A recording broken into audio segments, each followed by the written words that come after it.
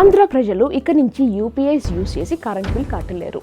ఈ టాపిక్ గురించి చాలా కన్ఫ్యూజన్ ఉంది. సో కట్టే కొట్టే తెచ్చే అన్నట్టు చెప్పాలి అంటే Andhra Pradesh southern power distribution company కొత్త గైడ్ లైన్స్ని తీసుకొచ్చింది.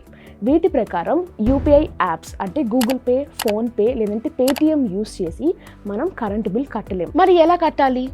స్క్రీన్ మీద కనిపిస్తున్న యాప్ డౌన్లోడ్ చేసుకోవాలి. లేదు అంటే వాళ్ళ వెబ్సైట్ www.apspdcl.in లోకి వెళ్ళి కట్టాలి. మరి దీంట్లో కన్ఫ్యూజన్ ఏంటి?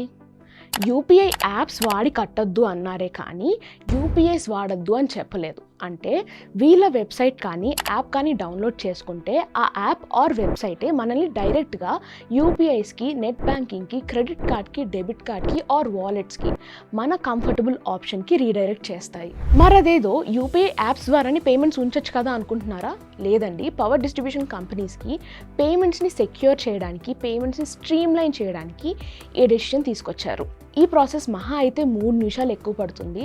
సో వేరే వాళ్ళని ఇబ్బంది పెట్టకుండా, మనం ఇబ్బంది అనుకోకుండా రెస్పాన్సిబుల్ సిటిజన్స్ లాగా ఈ ప్రాసెస్ని ఫాలో అవుదాం.